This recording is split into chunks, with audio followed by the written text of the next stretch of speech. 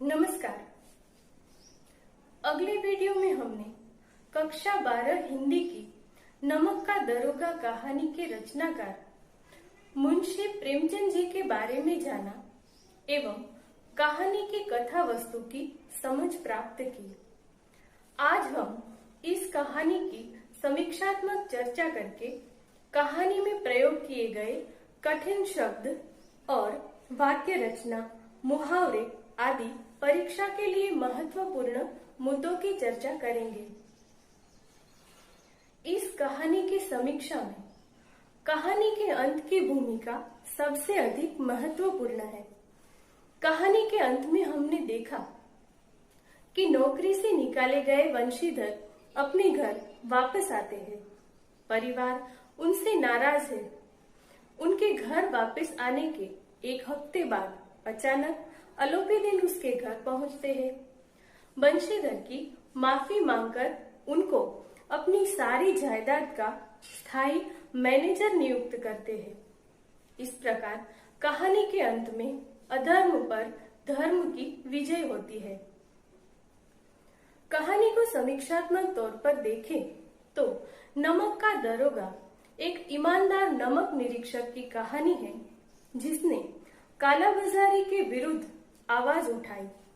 नमक का दरोगा कहानी समाज की यथार्थ स्थिति को उद्घाटित करती है। मुंशी वंशीधर का पात्र ईमानदारी और कर्तव्य परायणता की मिसाल कायम करता है। यह कहानी कर्मों के फल में विश्वास दिलाती हुई कहानी है जिसमें मानव मूल्यों का आदर्श रूप दिखाया गया है और उसे सम्मानित भी किया गया है, जिसके प्रमाण स्वरूप हम देख सकते हैं कि धन पर गुमान करने वाले और अधर्म के आदि अलोपीदीन खुद बताते हैं कि उन्होंने कई रईसों और अधिकारियों को देखा और सबको अपने धन बल का गुलाम बनाया। लेकिन ऐसा पहली बार हुआ जब किसी व्यक्ति ने अपनी कर्तव्य परायणता द्वारा उन्हें हराया हो। कहानी में यह बताया गया है कि ईमानदारी और वफादारी ऐसे नैतिक मूल्यों का यदि दृढ़ता के साथ पालन किया जाए तो अंततः विजय श्री आपके द्वार तक अवश्य पहुंचती है। इस प्रकार यह कहानी मानव समाज में नैतिक मूल्यों के महत्व को प्रस्तुत करती है। इस कहानी में सत्यनिष्ठा, धर्मनिष्ठा और कर्तव्य परायणता को विश्व के दुर्लभ गुणों में बताया गया है। यह कहानी धन के ऊपर धर्म के विजय की कहानी है। कहानी का उद्देश्य धर्म परायणता, सत्यनिष्ठा तथा कर्तव्य निष्ठा की विजय को दर्शाना है और इसके द्वारा ईमानदारी एवं कर्तव्यनिष्ठ समाज का निर्माण करना है। हम देख सकते हैं कि लेखक इसमें सफल भी हुए हैं। पाठ की रोचक प्रस्तुति तथा समाप्ति उजागर करती है कि सत्य कुछ समय के लिए परेशान या पीड़ित भले ही हो, किंतु अंत में विजय उसी की होती है। इस पाठ के द्वारा लेखक का यही उद्देश्य सफल तथा संपूर्ण गरिमा के साथ अपने लक्ष्य को प्राप्त करता है। पंडित अलोपीदीन की धन लोलुपता तथा सामर्थ्य बंशीधर की अडिग ईमानदारी के समक्ष पराजित हो जाते हैं। कथा का समापन नैतिकता की विजय और सत्य के शंखनाद के साथ होता है। इस कहानी का निष्कर्ष यही निकलता है कि मनुष्य कितना भी सामर्थ्य युक्त क्यों न हो, किंतु सत्यनिष्ठा और ईमानदारी जैसे अपराजित नैतिक मूल्यों के समक्ष जीतने की ताकत नहीं रख सकता। वस्तुतः यह वे मूल्य है जो मनुष्य को मनुष्य बनाते हैं। जीवन की सार्थकता इसमें नहीं है कि आप कितना धन कमाते हैं, लेकिन इसमें है कि आपका मानस तथा मूल्य कितने अडिग एवं अजेय है। वस्तुतः यह वो निधि है जो जीवन की वास्तविक पूंजी है, जिसके समक्ष बड़े से बड़े लक्ष्मीपति भी निर्धन तथा असहाय दिखाई देते हैं। भाषा की चित्रात्मकता, लोकोक्तियां और मुहावरों के उपयोग तथा हिंदी उर्दू के साझे रूप एवं बोलचाल की भाषा के लिहाज से यह कहानी अद्भुत है। कहानी में मुहावरों के प्रयोग से कहानी का प्रभाव बढ़ा है। प्रेमचंद कलम के सिपाही थे। उनकी भाषा शैली सहजता एवं सरलता से ओतप्रोत है। इसी अनूठी शैली के कारण वे पाठक को अपनी कहानी में आकर्षित कर लेते हैं और उसी में गुम कर देते हैं। उनकी मुहावरेदार भाषा जहां पाठक के हृदय को छुए बिना नहीं रहती। प्रेमचंद द्वारा रचित नमक का दरोगा पाठ में परीक्षा के लिए महत्वपूर्ण मुहावरे इस प्रकार है। घर में अंधेरा, मस्जिद में दिया। घर में अंधेरा, मस्जिद में दिया जलाना यानी कि घर की स्थिति दयनीय है, फिर भी बाहर जाकर दिया जलाना अर्थात घर की स्थिति को ध्यान में न लेते हुए समाज सेवा करना। कगार पर का वृक्ष होना यानी कि वृद्धावस्था के नजदीक होना।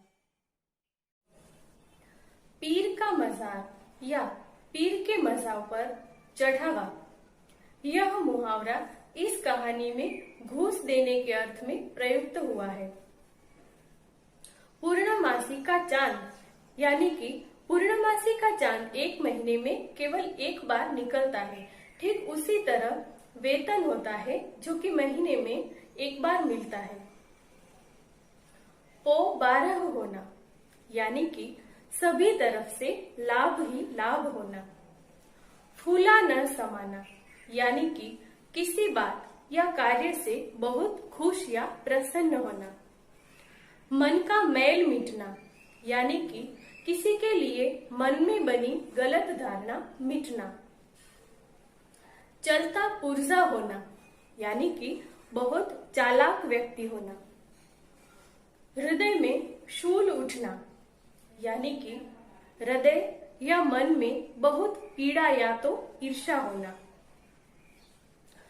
लल्लो चप्पू की बातें करना यानी कि चिकड़ी चुपड़ी बातें करना या खुशामद करना। निगाह में बांध लेना यानी कि सदा याद रखना। मुहावरों के बाद कहानी में उपयुक्त विशिष्ट शब्द देखते हैं जो समानार्थी शब्द या शब्द समूह के लिए एक शब्द देने को पूछे जाते हैं। मुअत्तली यानी कि किसी प्रकार का दोष करने पर विचारार्थ अपने काम या पद से कुछ समय के लिए अलग कर देना, जिसके लिए हम सस्पेंशन शब्द का ज्यादा प्रयोग करते हैं। ढकुर सुहाती यानी कि किसी व्यक्ति को खुश करने के लिए की जाने वाली अच्छी अच्छी बातें या चापलूसी। पटवारी यानी कि वह सरकारी कर्मचारी जो गांव की जमीन, उपज और लगान आदि का हिसाब किताब रखता है। खेतीबाड़ी की जमीनों तथा उसकी उपज, माल गुजारी और उनका लेखा रखने वाला एक सरकारी कर्मचारी जिसे लेखपाल भी कहा जाता है। सूत्रपात, सूत्रपात होना यानी कि किसी काम के प्रारंभ होने की जो क्रिया है उसके लिए प्रयुक्त होता है। सदाव्रत यानी कि गरीबों को प्रतिदिन अन्न बांटने का नियम। वाचालता यानी कि वाणी की चतुराई या कुशलता। बरकत, बढ़ोतरी या वृद्धि। आविष्कार, नई वैज्ञानिक खोज। फारसीदा, फारसी बोलने वाला। कलवार, पुराने समय की शराब बेचने वाली एक जाति। अभियुक्त यानी कि वह व्यक्ति जिस पर न्यायालय में कोई अभियोग अभियोग यानी कि अपराध या दोष लगाया गया हो। रोज नामचा, रोज का क्रियाकलाप या दिनचर्या आदि लिखने की किताब अथवा हिसाब आदि लिखने की बही। बरकंदाजी यानी कि चौकीदारी। बेमुरवत यानी कि किसी का लिहाज न करने वाला।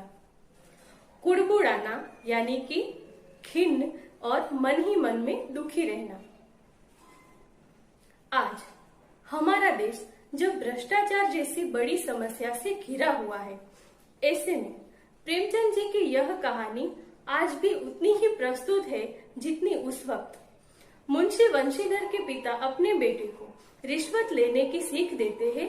इस बात से यह स्पष्ट हो जाता है कि भ्रष्टाचार की समस्या केवल आज की नहीं बल्कि पीढ़ियों पुरानी है। हमारे देश के हर विभाग में और हर दफ्तर में आज मुंशी वंशीधर जैसे ईमानदार और सत्यनिष्ठ कर्मचारी की अपेक्षा है।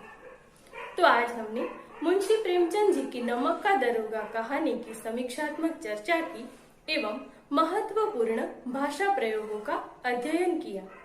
नई बात और नए मुद्दों के साथ अगले वीडियो में मिलेंगे। तब तक के लिए नमस्कार।